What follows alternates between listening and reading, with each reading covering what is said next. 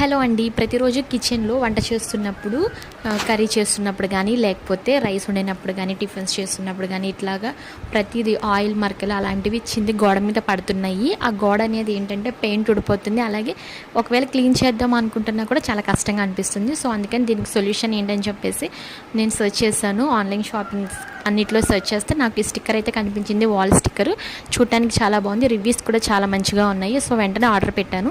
Order అయితే ఈరోజే వచ్చింది. ఇంకా వెంటనే గబగబా తీసి కట్ చేసి అంటించేసాను, స్టిక్ చేశాను. చాలా మంచిగా ఉంది. ఇక దీని మీద ఏమైనా మరకలు పడినా కూడా ఈజీగా తుడిచేసుకోవచ్చు.